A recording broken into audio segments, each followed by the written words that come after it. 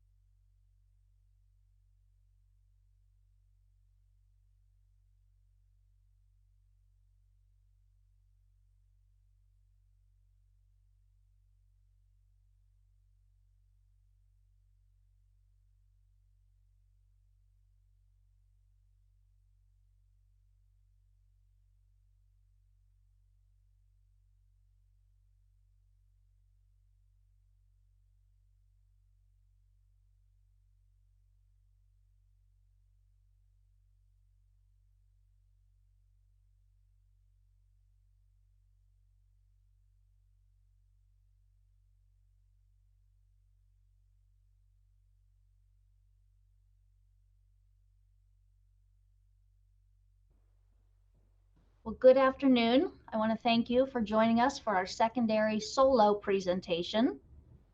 With me, I'm Erin Green, the Director of Curriculum, and also with me, we have Brian Timino, who's our Supervisor of Secondary Education. So what I'll first do is go through some slides in the presentation, and then I'll address a lot of the FAQs that I've seen over the last few weeks, as well as questions that you've submitted. So we'll go ahead and start. Like I said, we have a lot of information to cover. And so this will be available online for you, posted to the website, both the slides and this actual conversation that we're having. So you can reference it, or anyone that wasn't able to listen to it today can go back and listen to it. So what is SOLO? Strongsville Online Learning Opportunity. You've probably seen this graphic here many times, presented by Dr. Ryba. The X's through it, it means that it's not any of these in-person or remote options.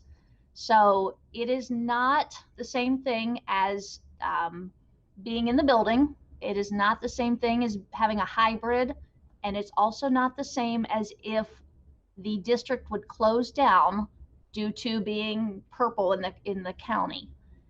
That's Remote Learning 2.0. This is a completely separate program. So that's the first point of understanding there. If you sign up for this, you'll get the full semester of the SOLO curriculum. So it doesn't vacillate between in-person and then remote.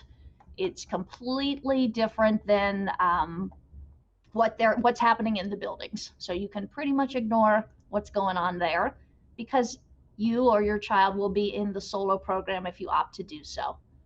It's also very different than what we did in the spring. Elementary had the tic-tac-toe board. Secondary had the spreadsheets with the assignments linked by course. It is not that. It is a curriculum. We'll talk about the different options for SOLO, but it's a derived curriculum already accessible. So it's going to be completely different. It's not logging on and seeing for the day, oh, okay, this is what we're going to do today. One of the benefits is that if you enroll in the SOLO program, you'll stay enrolled in Strongsville City Schools. And we'll talk about in detail why that's beneficial in just a few slides. So as we just talked about, Remote Learning 2.0, if you hear that talked about, that's only for students who choose to go back to the building for full in-person learning. That would be if the building needs to shut down, if we're directed to close due to COVID. Students that were in person would then do some Remote Learning 2.0. SOLO is completely online. It doesn't matter what's happening in the buildings. If you do choose to do the SOLO program, we need you to commit for a semester at a time, especially at the high school level. We need the credits, of course, we need the grades, the final, all of that plays into why we need a semester at the time.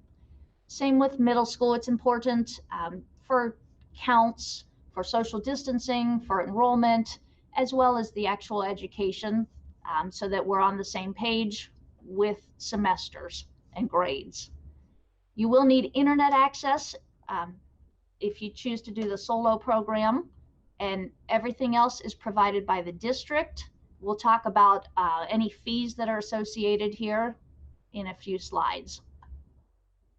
So this is the part that's I was going to say a little confusing, maybe a little bit more than a little, and that is the three options that we are currently discussing. So it's not a you get to pick which one you want. It's what we as a district deem to be the most fiscally responsible way to provide the best education possible. So let me go through these three options for you and then talk about when we think we'll have a decision. So option one is what we've done for many years in the district. We've used a third-party curriculum provider.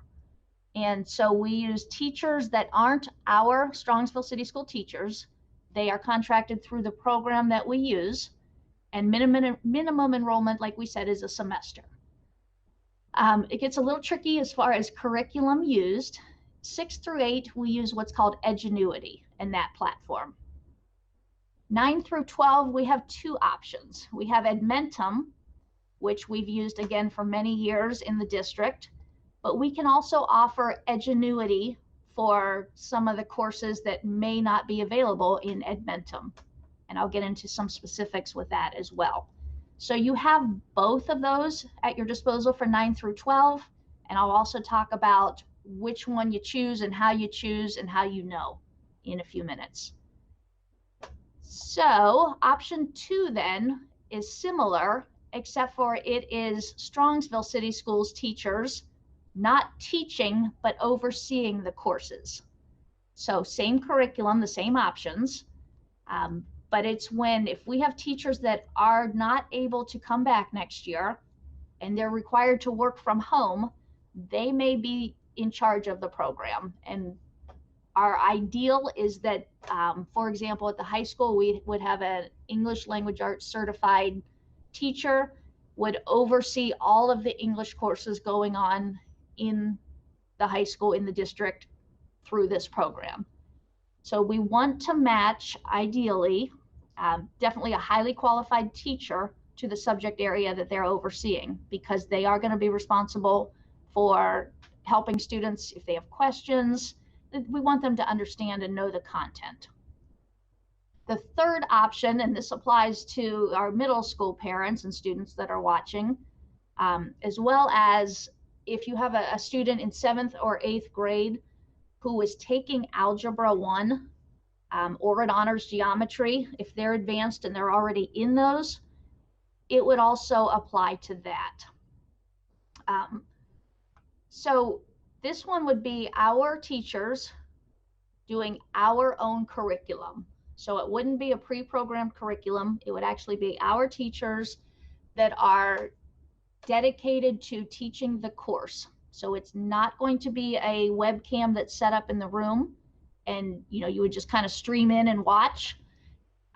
It's going to be a dedicated teacher who would then do the teaching for that course. So how is this? Why do we have 3 options, and what are they dependent upon?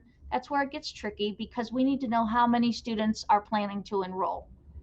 We also need to know how many staff members that we are planning to stay home due to legitimate reason, and they are able and want to do remote oversight or teaching.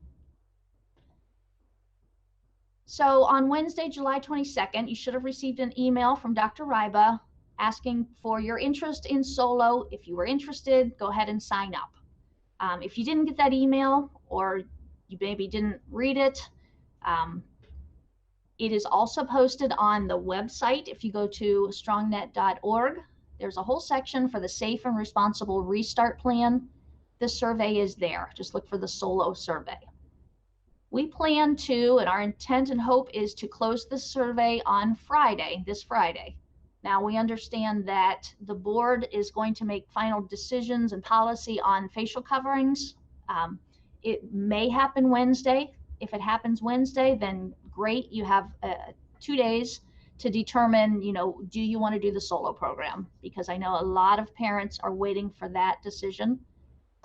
If they don't have a recommendation and a policy on Wednesday of this week, then we will extend this deadline. We want to make sure that you have all the information that we have at the time for you to make the best decision for your family. The program, like I said, we've used it for many years. The Lincoln Learning is the K-5 program. I think we've used that 8 years here in the district. Other Ohio districts, because it's Ohio curriculum, also use it. We have approximately 80 districts in Ohio that use the Edgenuity, and that's just through the Ohio online program. So I'm sure others use it, but the company that we contract with has 80 districts or so using that as well. Edmentum is used in hundreds of districts across the state and across the country. It's very well vetted. And all programs, all courses are aligned to Ohio learning standards. What that means is you're going to get the same curriculum in an online course as you would in the building, because there's certain standards, certain educational outcomes that we need to make sure that we're hitting, and those don't vary. So as we talked about, we need a semester commitment at a time. You can decide, second semester, you decide you want to go back to the building. That is definitely an option. We are going to allow a withdrawal window if you sign up for solo and then you have second thoughts, you reconsider. We will allow you to go into, kind of change your mind and go into the building. We would love to have this finalized with enrollment numbers by Friday. However, we're also realists in that we know it's a big decision. So once we announce which solo version we're doing, 1, 2, or 3, you'll have an opportunity to make that final determination. Is this what I want? And either opt in or opt out based on the survey. If a student begins with in-person learning, so they're going to the buildings, they wish then to switch to the solo program, can they do that mid-semester or whenever? Yes, you can. We need to look at enrollment data and placements, especially if we're in solo version 3. It's not guaranteed. However, we do want to honor that request. We know that there's reasons for the requests, and we will do our best to make that happen. Before we get into the Q&As, I want to talk about some upcoming communications of importance. So this Wednesday is the board work session, and that's where they're going to discuss both the facial coverings policy and some of the other topics that are related to our whole restart plan. Next Tuesday will be Dr. Ryba's virtual meeting, and he'll have the community conversation to share the comprehensive plan that we've developed. Thursday of next week, there's another board meeting, regularly scheduled, or August 6th, regularly scheduled board work session. And then Friday is when the 7th of August, we intend to have the comprehensive plan, everything related to it, share it all out to all stakeholders, all forms, everything on the website. So those are some dates to be aware of. First thing I do want to say is when you're thinking about the solo program, and especially at the high school level, if it's just for convenience of not going to the building, if that's why you're considering it, I would recommend that you opt for the in-person experience. Now, if it's truly, because, and you can do what you want, but you're going to get we can't create the in-person, in-building experience through online. We're going to try our hardest, but as we talk about some of these FAQs, you're going to see there are some limitations. So if it's truly because you don't want to be exposed and, a host of other reasons, absolutely understandable. That's why we're providing this option. But I have heard from, a couple students asking, is it just something you can opt into because you don't want to get up and go to school? So that's your choice. You need to make that and what's best for your family, of course, and for you and your education. So how do you sign up for solo? How do you know if you're enrolled and what's the deadline? We've talked briefly about that. Make sure you complete the online survey. That's what we're going to use to get our enrollment data. Select your solo format. What I mean by that, if you haven't yet done the survey, it's going to give the 3 options, solo 1, solo 2, and then for high school, you don't have the option of the solo 3, and there's a spot to mark that. So we will then decide, once we know exactly what the solo program is going to look like, we're going to start with those who indicated on the survey yes or no based on that program and reach out to them. So you'll get a communication from us and it will say, you signed up for solo 2. This is, and I'm being completely hypothetical at this point. This is what we plan to implement. Are you interested still in doing the solo 2 program? Or, you signed up for solo 1. Are you still interested? Or some combination thereof.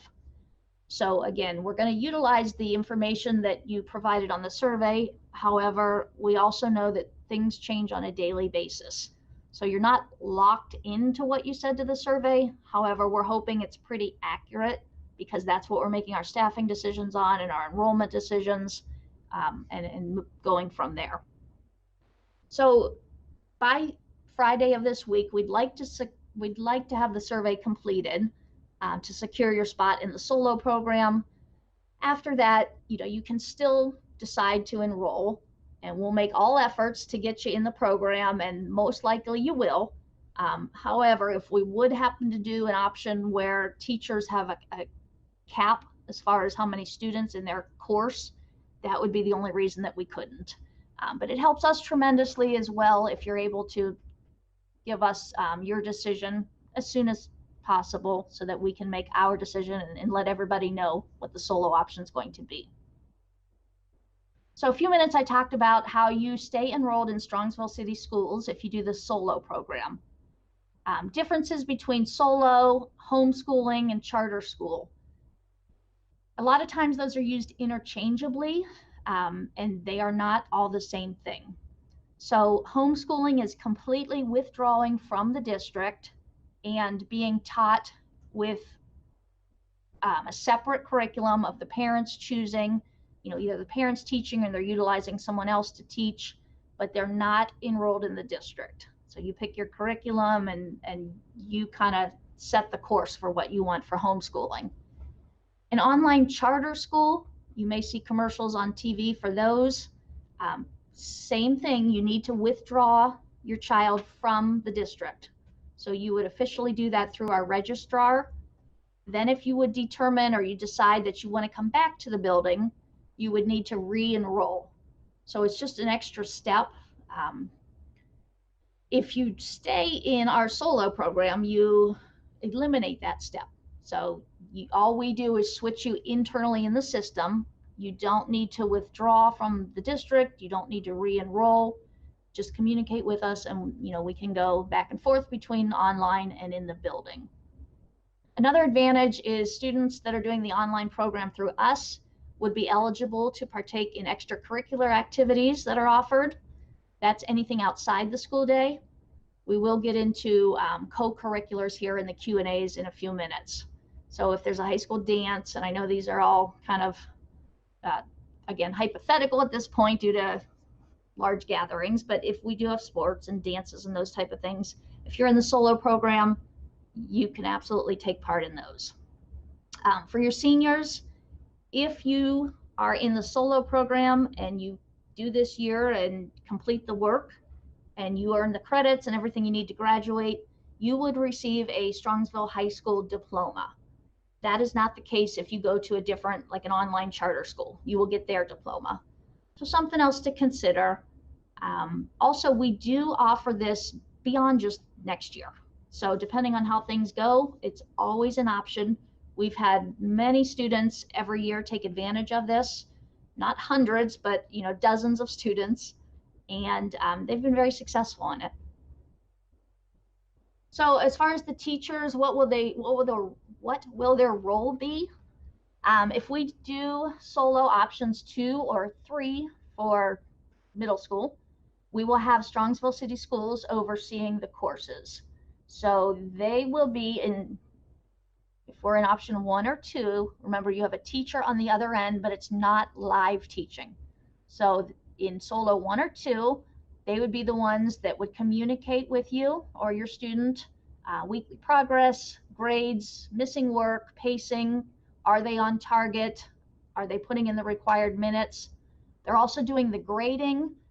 They're also available for check-ins and to kind of give feedback on submitted work, answer questions, and do some live hangouts and some tutoring type things, answering questions, giving clarifications to the students as they need it. They also submit the final grades. So they would be in charge of giving to the district personnel what that grade is. And we'll talk about how we get grades momentarily. If we do option 1, it'll be an Ohio highly qualified teacher on the other end doing those things. It just wouldn't be a Strongsville teacher. Option 2 would be still online learning. It's still self-paced. On the other end is a Strongsville City School teacher. And then option 3, going K through 8, would be actual Strongsville City Schools doing the teaching via remote. It would be a hangout. There could be some videos and those type of things, but it would be a lot more structured than what we had in the spring. We talked about why we don't know yet which option. I know it would make things a lot easier if we were able to tell you right now which solo option we were doing.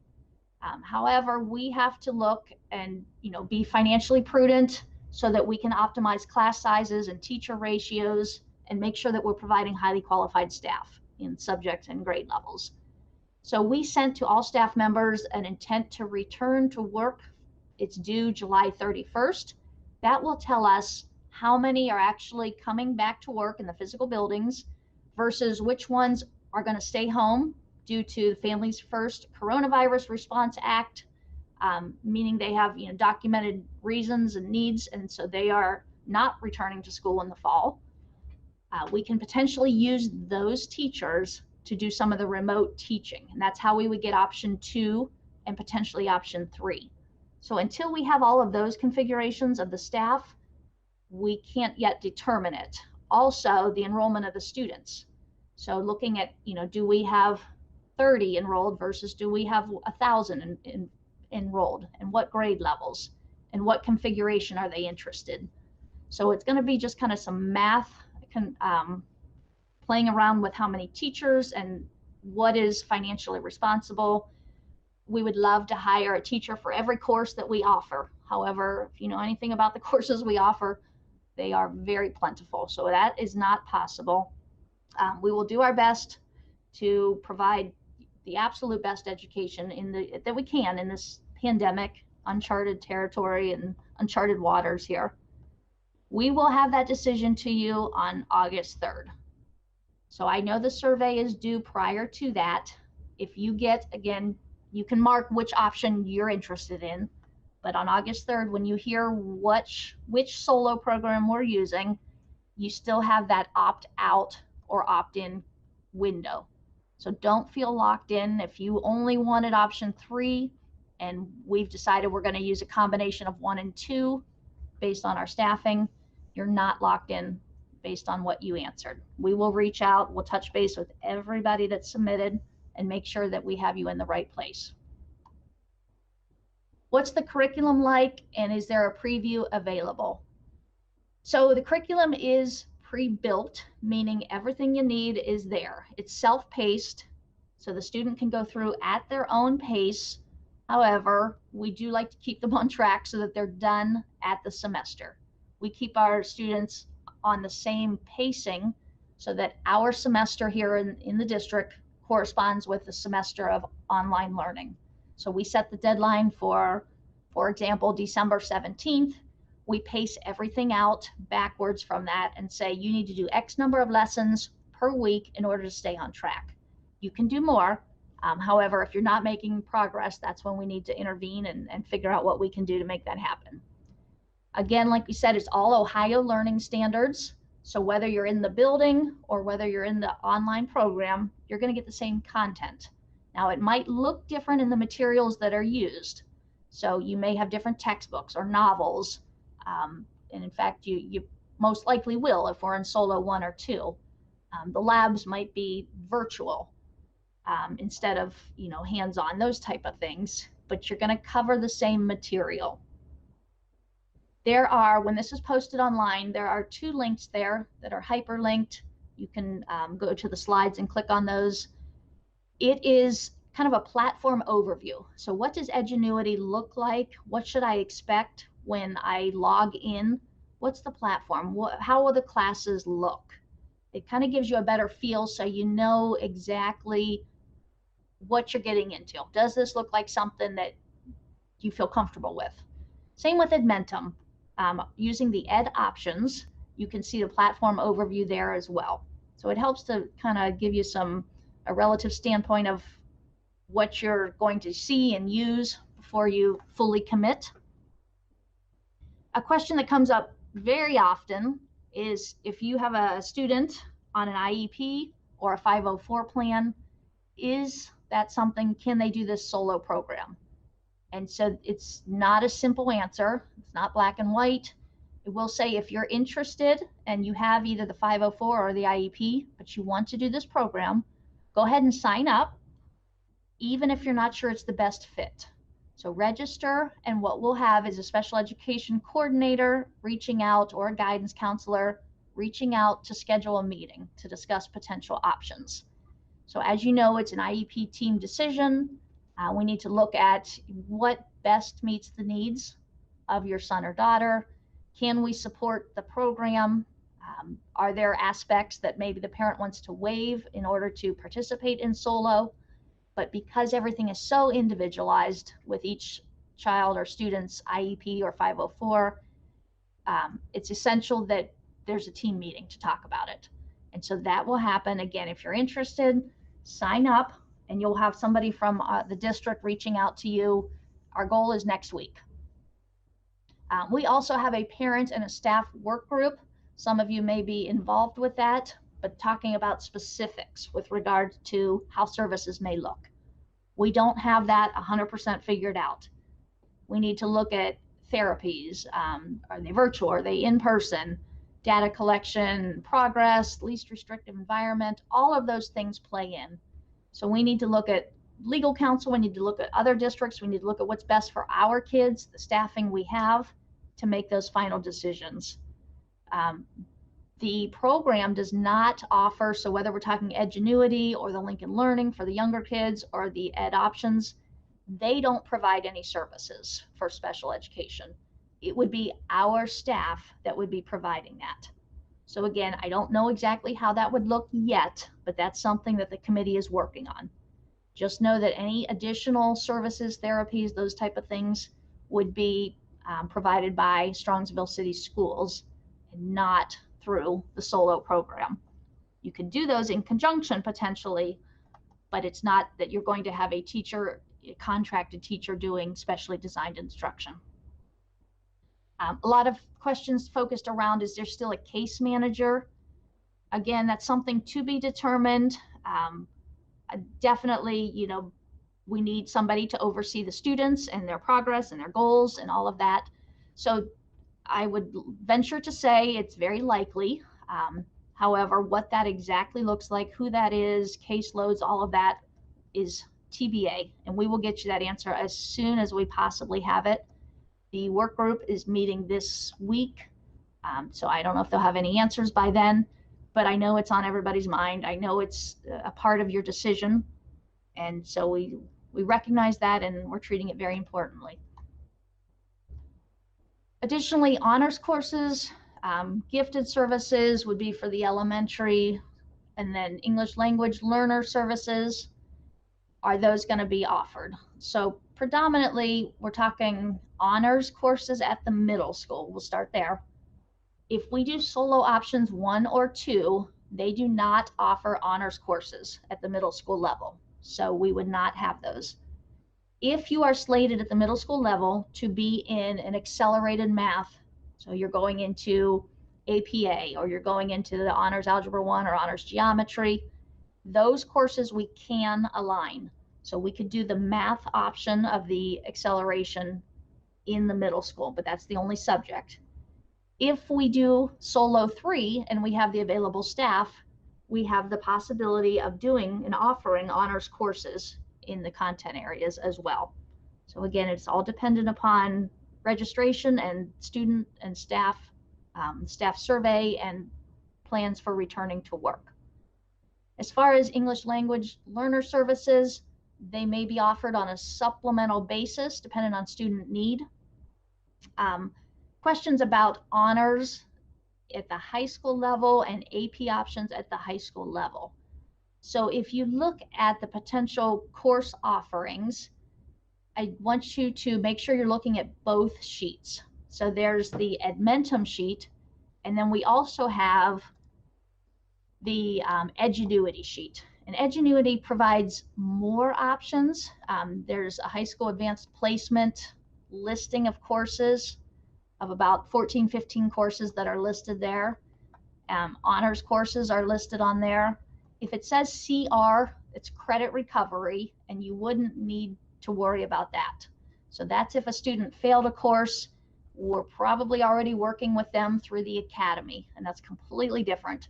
So if you're looking for courses, pay attention to, like I said, the Edgenuity 9 through 12 course catalog for high school, and they have more honors and AP courses available. Couple questions came in as far as there's not the higher math alignment. So if you do notice, we have some students that are signed up for upper level math. We unfortunately do not have that offered. So that's something that we'll let Mr. Tamino speak to and see what we can do, because I know, again, it's a big decision and it's a big achievement to be in that upper level course. And if we don't offer it, we need to determine what that means for you as a student and us as a district, and how do we help to rectify that situation. again, as hard as we try, we're not able to recreate every single thing that we would do in person in the building. So options are there. As far as middle school Lexia, we will have the opportunity for 6th and 7th graders to have access to that. If you're not familiar with that, it's an English language arts program that helps to teach some of the basics, the skill deficits that students might have. So it would be something provided supplementally to students if needed. It would be an optional completion. So we wouldn't make you complete it, but it is just to help you in order to gain some of those basic skills that may be lacking or missing. State testing, yes, we are still required to test everybody, whether they're with us virtually or in person. That includes state testing in grades 3 through 11. If they do offer them this year, we need to figure out a way to have students come in and take the tests. Recognizing, of course, we would need to keep social distancing in place. This will also include ACT. Juniors, all juniors take the ACT. Same scenario. We need to figure out a way to have them come to the district and take that in a way that everybody feels comfortable and confident that students are staying safe and distant and potentially isolated. How does that look exactly? We need to figure that out. And again, that'll be based on numbers. Once we have that, we'll start to work on that as well. So what would a daily schedule look like, or a weekly schedule? With the courses, when we're talking with the solo, both options 1 and 2, they're self-paced. So everything's there for you. You work through it at your own pace. As long as you're making adequate progress and you're on track to be finished by the semester, you're in good shape. We do recommend about an hour a day per course, but not all of it is online. So our younger kids, the elementary kids, there's less online. The older kids, there's more online. So estimating an hour a day, if you would get done earlier with what you're expected to do, you don't have to sit at the computer and just log minutes. There's no point in that.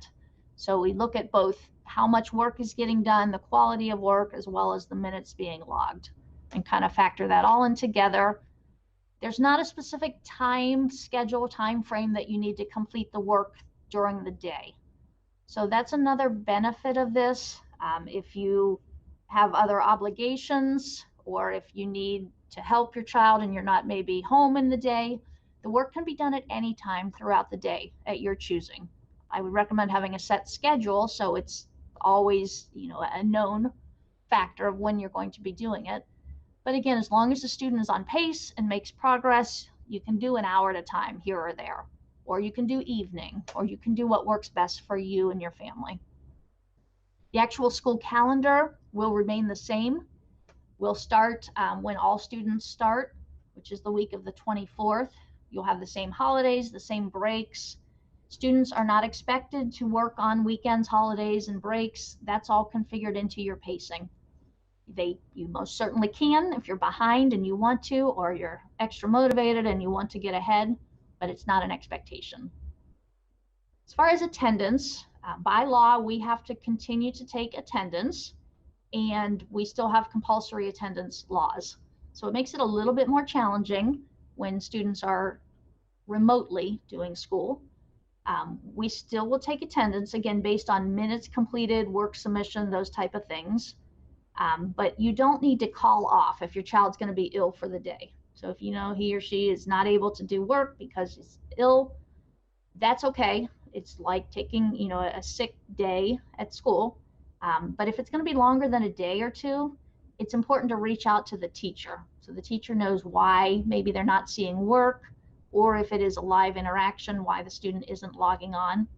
The nice piece is with the solo options 1 and 2, once the student is feeling better, they can just jump right into where they were. So they don't have to make up missed work. They just continue from that point forward.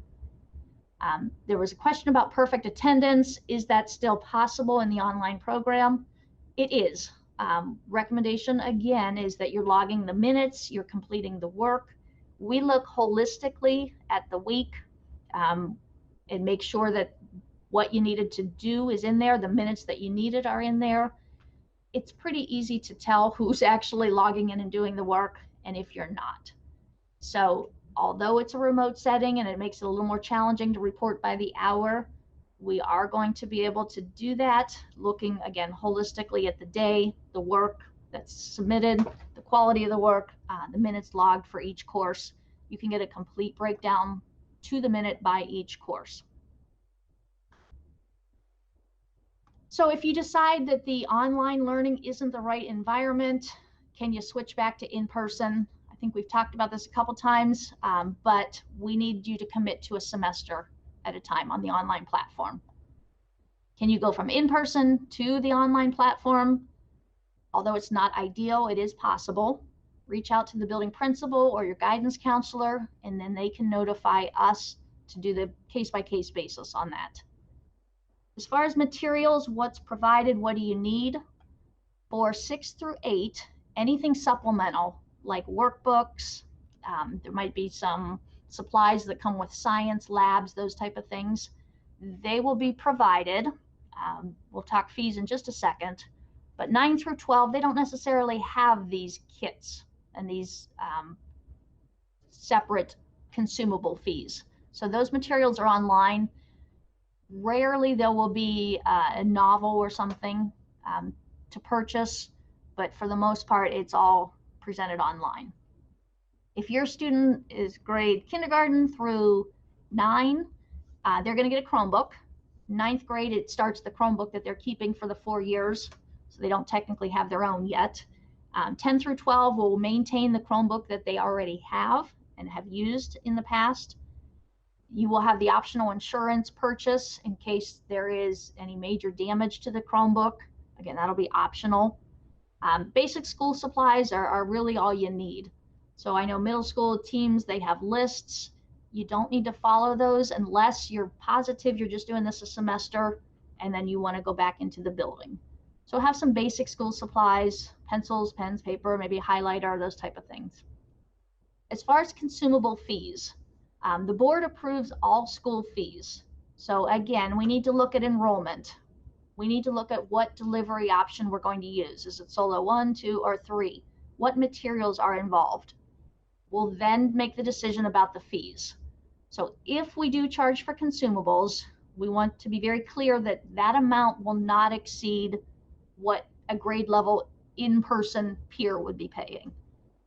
The cost of these are a little bit more. When we do provide them, we wouldn't pass that entire cost on to you. So if you see on there, there's an asterisk and it says, you know, you may purchase these items at additional cost, we will come up with, and the board will approve a recommendation. Does that entail part of your fees? Yes or no, and how much is that? We would do that on a semester basis. So the courses you're in first semester, if we charge the consumable fees, that would be just first semester, and same for second. They would not be more than the yearly amount when you combine those that any student would pay that's in similar classes in the building. So how's the virtual academy or the online experience compared to last spring? As we talked about, it's very different. Platform, lessons, assessments in the prepackaged curriculum that we're getting through Edgenuity, Edmentum. It was designated, it was made specifically by experts for online learning. So we did a great job, phenomenal job in my opinion, with our teachers trying to convert in a very quick manner what they were doing in the classroom into online learning last spring. It's not going to look like that. So it's preloaded. If we're talking solo 1 or 2 students, as you know, they'll move through at their own pace. Everything is there. It's outlined. You know what to cover each day, how many lessons you need to cover. You can look ahead if you are anxious and you want to see what's coming up, those type of things. As far as assistance from parents, it's going to vary based on age of the student. The lessons are designed, they're age appropriate, students' developmental level, self-paced. However, you know your child best. So you may need to sit by them, give them some support as far as which lessons to complete, help keep them on track to some degree, maybe help with submission of the assessments. Older students might be able to do it completely on their own. It just depends again on the maturity level, the work ethic, those type of things. I've seen both ways from same age level student.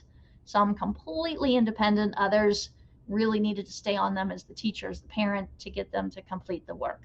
So you may need to intervene. You may need to definitely check in and log in and see how they're doing and the minutes completed and are they on track. Maybe help with any submission of assignments or feedback that you receive, but it's going to vary. The intent, again, is for it to be self-paced and at a student's developmental level. So you're not doing the teaching. The teaching is there for you, either through a book, something they read online, videos, simulations, interactions. You may have character type things that are presenting lessons. It's all there. Students just then complete the work that goes along with it. How do you know which program the student will participate in? So this is for our 9th through 12th graders. Because we're offering 2 different platforms, we have the Edgenuity and the Edmentum. What we're going to do is take the classes or the courses that you were registered for when you did scheduling last spring, and we're going to put you in the platform with the courses that most align with that. So I know, for example, honors geometry is not offered in Edmentum. Therefore, if you were signed up for honors geometry, we would put you in the Edgenuity program. We would like to keep you all on one platform, meaning if you're in Edgenuity for one course, we would put you in for all of them. It may not always be realistic. So it's a difference of going to 2 different websites to log in. We've had students do it before. Minor inconvenience. So we'll try our hardest that if you're in an Edmentum course and we can do all Edmentum, we'll do it that way.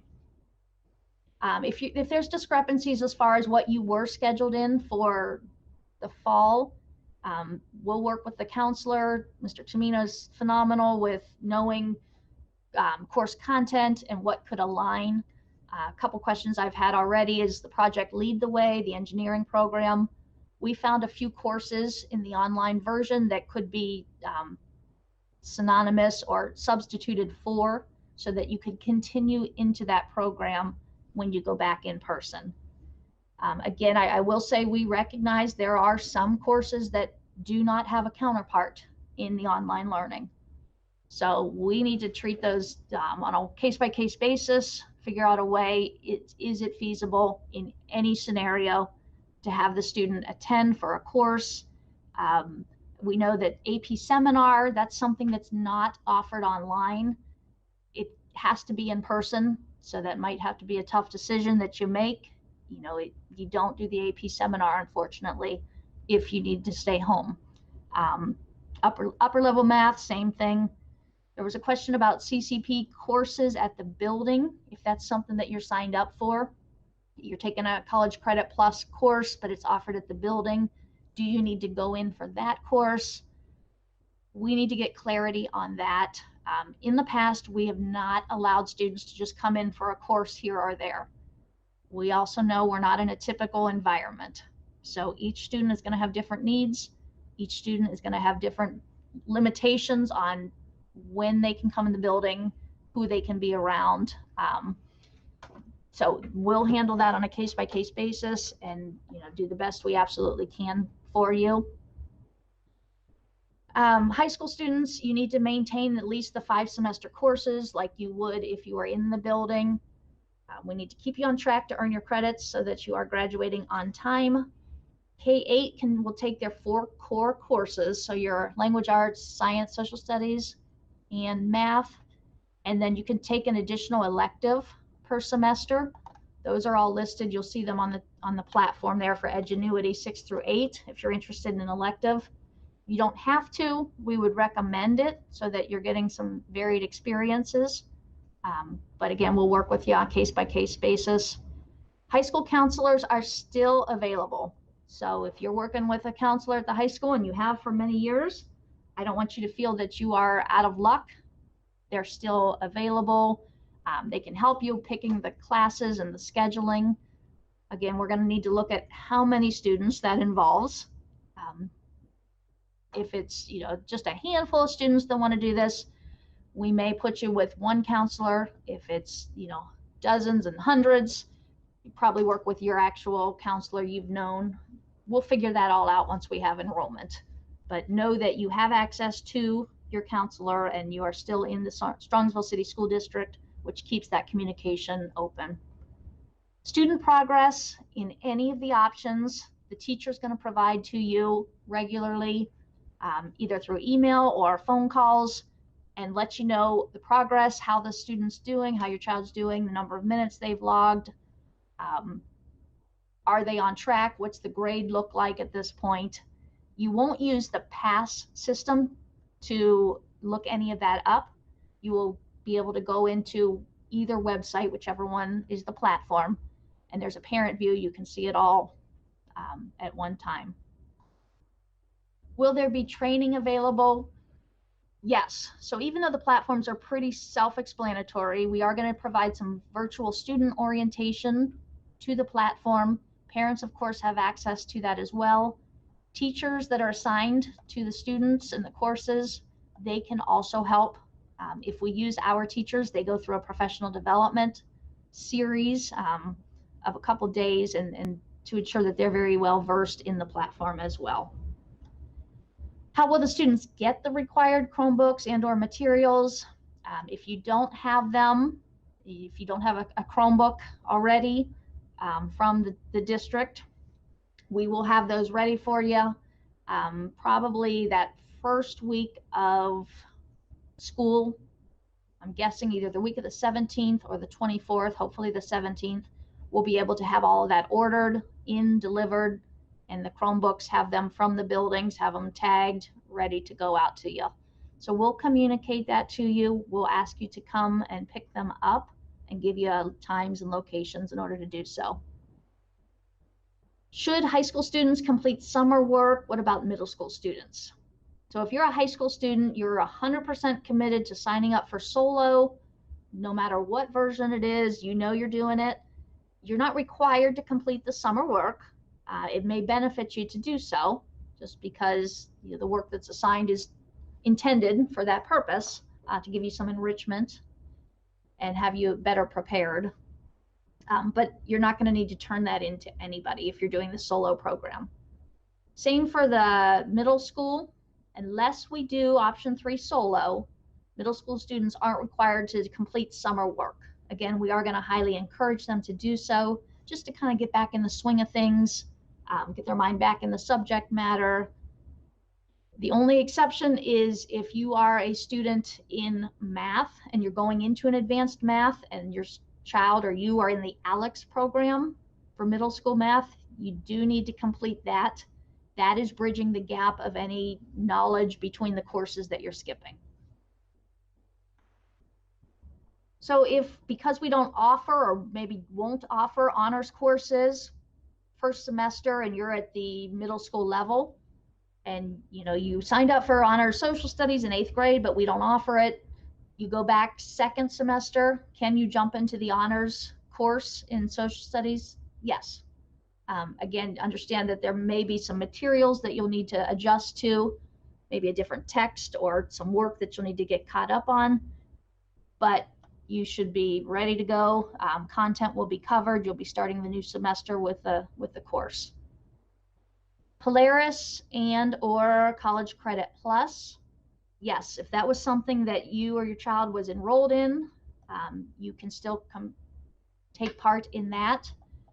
Polaris, we will continue to run the bus back and forth from high school to Polaris on a daily basis. So if that's something that you can have your child at the high school to catch that bus, they absolutely can use that. Or if they drive, they can do that. And then they would just complete their solo work as the schedule allows.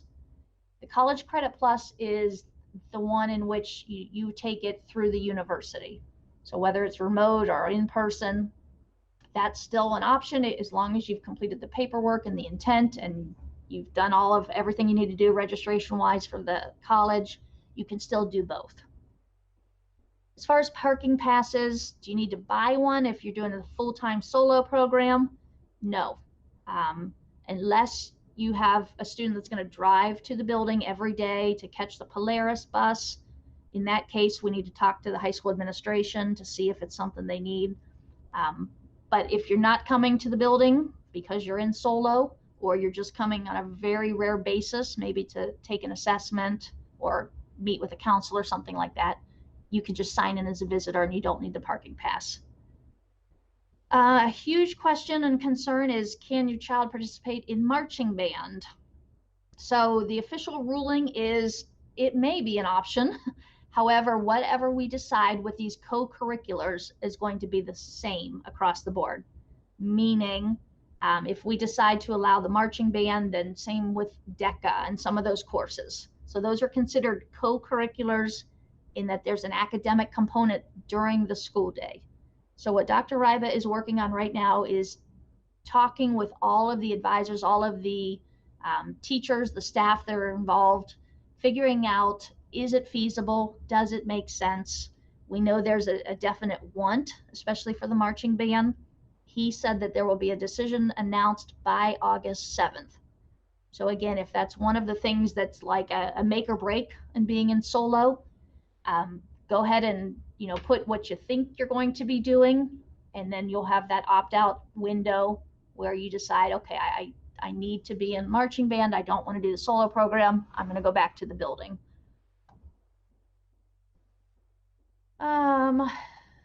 Busing second semester, yes, even if you opted out or you didn't opt in is a better way of saying it.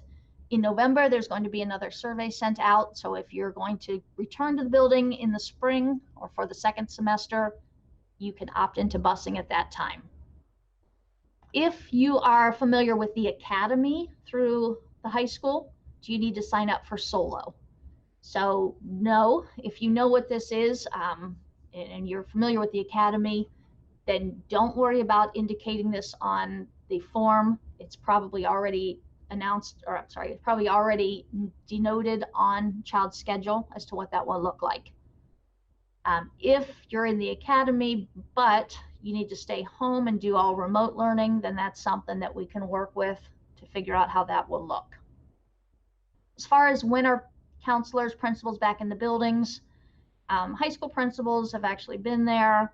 As far as your new principal, Mr. Tomino's been there as well. Middle school principals, they'll all be back starting Monday.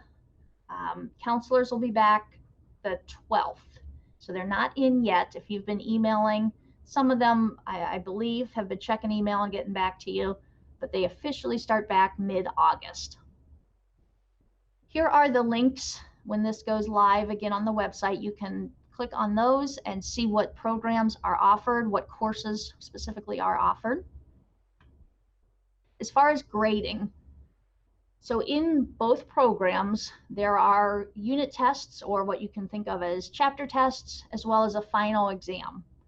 So unlike if you're at the high school and you have a separate marking on the transcript for the final exam, what we'll do is average everything together. So it's all weighted the same in the course, and everything gets averaged together, and that's your grade for the semester. We then convert that to our grading scale.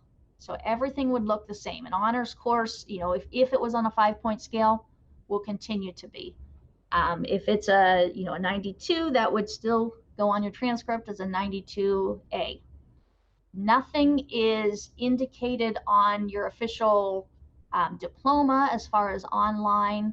You will see on your transcript that it was an online version, at least the ones that we've done in the past, has just said OLP for online platform.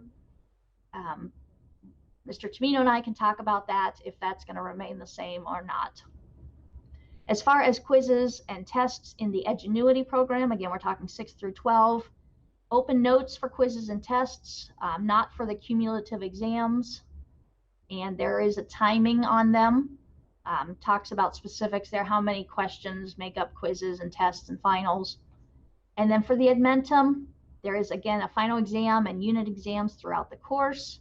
Same thing, those will get averaged together for the semester grade, converted to our grading scale and put on the transcript that way. A question about the PE waiver. My child was doing the PE waiver with marching band. They've done a year already. Now what if they're not going to be in the marching band?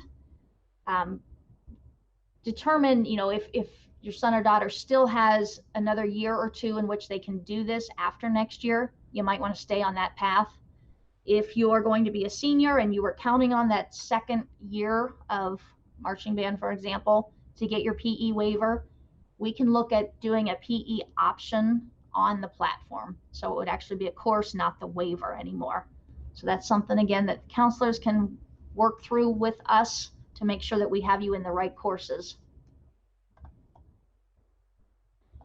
Question was asked earlier about, I have a student in 8th grade. They want to take honors courses at the high school. Is it going to affect them that we may not offer honors, science, social studies, and ELA?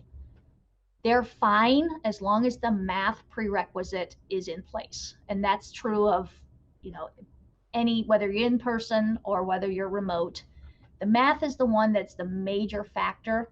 If it has a prereq that you need to at least have algebra or, pre-algebra 8th grade, whatever that may be. The other ones we can work around. You can join the honors courses without having been in 8th grade honors courses. If it wasn't offered, there was no way that you could take it. You may hear of the term student learning advocate. That's just another additional liaison between the solo curriculum and the district and the families. So it's a phenomenal resource. This is person may reach out to the family just to ensure everything is set up. You understand the platform, what you need to do. Communicates with me or the counselors to oversee keeping us informed of the progress, any potential issues, those things like that. Eligibility for athletics, it's not any different than if you're in person. You need to maintain the same number of credits, you need to register for the same credits. I know in the fall, things are going to be a little bit different based on how the spring worked out across the state and country. So reference the program of studies and handbook. In addition, talk with the coaches, the athletic director, see the athletic handbook.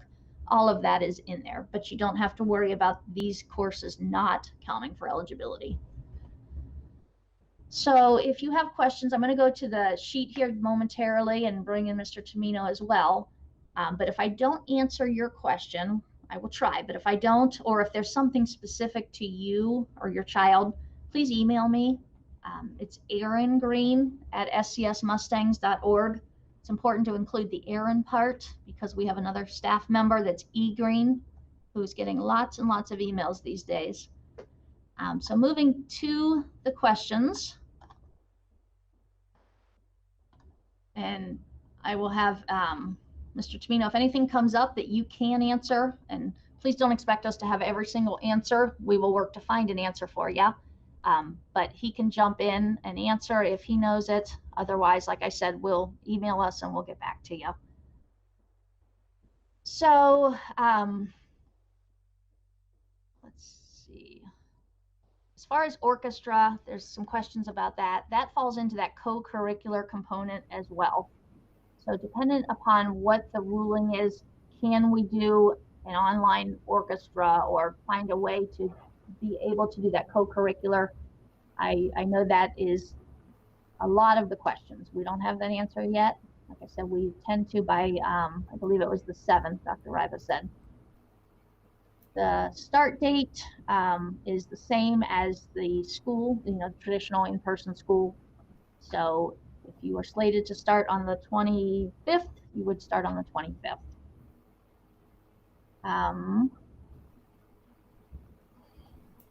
Mr. Tomino, can you speak at all to curriculum coursework of AP courses on an online platform? Does it differ, or is it any less rigorous? All of those courses are approved by College Board. They may deviate a little bit from ours. Teachers do throw in things that they're more expert on or spend a little more time, but the College Board gives a recommended amount of time that should be spent on each unit. Rigorous is a relative word, so They have all, what I have seen, they are a rigorous curriculum. They follow the College Board standards. Um, and they meet AP's high standards, I guess is what I'm trying to say. Thank you. And they would take the same assessment, correct? There would be assessments within the program, and then at the end, they would be expected to take the College Board exam for their college credits, which would be the same assessment they would take if they were here in our brick and mortar building. Okay. As far as if a middle school is only taking the 4 core courses and an elective, do they have enough to be eligible for athletics? They do. If there's any question at all, we could enroll them in an additional course, but that will suffice as far as eligibility requirements.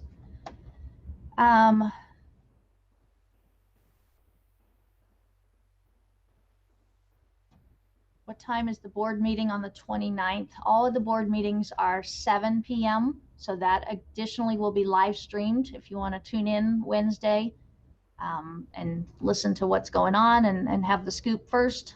You can do that. Talked about Polaris. We talked about deadline for opting in and opting out.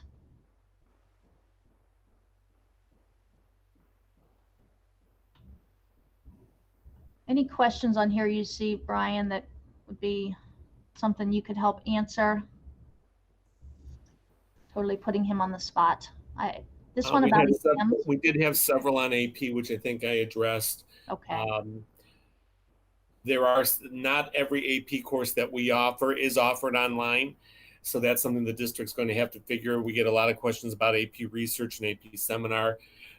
Those are 2 courses that I have not seen online anywhere. As I said, they do meet the AP standards. They will be assessed the same way, and ultimately at the end game is the exam. Okay. As far as if a high school student does solo for semester 1, comes back to the building for semester 2, with regards to final exams. Yeah, all the courses are semester courses. So they would wrap up semester 1, take a final exam that would only cover semester 1 material. Then if they chose to come back to the building, they would be in whatever course it was, and that exam at the end of the year would only cover second semester material. Okay. So there's now, again, there might be a little bit of overlap here or there, but nothing major based on when they end a course and when we end our course. But it would not be a huge difference. And in fact, in the Ed Options, the Edmentum program, there are courses that are specifically listed as Ohio American Government, Ohio American History, so that if a student's in a course that there's a end of course exam for the state, Ed Options has created very specific courses based on Ohio standards. Thank you. So you will see those listed as Ohio American Government. Okay. There is a question about, is there a minimum number of assignments or curriculum that needs to be covered in order to return back second semester? I think we addressed that in that these courses are semester as well. So you do need to be paced out so that by the time we reach the end of our first semester, your first semester course has ended. You'll have the final grade in that to put on the transcript, and then you could start the second semester in building if you chose that. Mr. You want to make sure you're earning your credits so that you're staying up with your class. So like to be considered a sophomore, I believe it's 5.5 credits. So that's something, you want to be making sure that obviously we want you to pass all your courses and earn the credit so that you graduate on time. As far as middle school, will they be assigned a team if you choose solo? So no, if you are sure you're going into solo, we won't put you on a team, because what that will do then is give us a better grasp or a better handle on which students are coming back. If you decide second semester that you are coming back to the building, then we would put you on a team at that point. We do enroll you in the courses that you signed up for in the spring. That's how we know what you're going to be in the fall. A lot of continuing with the band, choir, all of those questions that we don't have an answer yet for you. I know the question came up earlier about case managers. Historically, we have always, the students that participated in the Strongsville Academy, we don't always recommend online work, but for some reasons, sometimes it's health reasons or whatever, a student does need to do that. We would assign them still a Strongsville High School case manager who would help them and monitor their progress and IEP goals, etc. So I would assume that would continue. So if that was, I know that was a concern out there. So we have always done that historically. If you're unsure, there's a question here. It says, if my SMS child signs up for the solo, will their schedule team placement be held until all decisions are final? So yes, until we know for sure which version we're going with, whatever's in the system now as far as teams will stay. It's only after that that we'll then start to unenroll in the physical building our students and do the online enrollment type. So even though it's not always accurate, if you see anything in past with regards to teams, that would remain the same until we officially have your word that you want to enroll or not enroll in the program. Question was asked as far as is there a max on how many students can return to do in-person learning at the buildings? No. So we will make it work with social distancing the absolute best we can, whether it's 5 feet, 6 feet, whatever that ends up being. But we're not going to cap our in-person learning at the building. So don't worry about not being able to go back to the building or to not be able to start in the building. That is not a concern. Question about if there's a limit to the number of courses a student can take online. We need that to be a reasonable amount because they are, again, challenging. They take a good deal of time because you're covering the entire year curriculum or the semester curriculum. So if there's, you want to take maybe 2 electives, or you have we'll say a junior who needs to take another additional course, we can look at doing that. However, we won't load you up with 9 courses a semester because it's not feasible to do that and do those courses well. So a lot of these are, case by case basis, based on what your counselor says, and based on what we know that has worked in the past, and Mr. Tamina's expertise. He's been with this program for quite a few years, so he has a lot of experience with that. Yeah, we would not allow a student to take more courses than what they would take during the day here at Strongsville. Do we know, Mr. Tamino, if we would have to audition for orchestra in the spring if you came back? My understanding is yes, that all the performance courses will still have that, tentatively have that requirement, yes. Okay. And we talked about if we do the solo 3 for the middle school, it would be via Hangout. If it's solo 1 or 2, it's on the website. It's a platform that the students move through at their own pace. And I believe that covers the majority of questions that would be applicable to most people on the call. Again, if you have questions that we didn't answer, please email me, or I'm going to give you Mr. Tamino's email as well. He's btamino, Tumino, at scsmustangs.org. He's kind of an expert with scheduling and all things that deal with curriculum. So feel free to either email one of us, both of us, and we will get back to you. I know that I've had quite a few emails come in the last couple of days, and so I'm working on getting back to you on those. If you could, give me a couple days grace period, I promise I will return it. Just been a little bit inundated, and that's fine. Everybody has particular questions about the schedule and about, what's going to be best for them. So we greatly appreciate you tuning in. We hope this provided some clarity for you. Again, we recognize it's an incredibly challenging decision that you need to make, and you want to have as much information as possible in order to do so. So we thank you. We appreciate you tuning in. And remember, this will be posted online, both the slides and what we've talked about, the live presentation, the recording of it will be posted on our website. All right. Thank you.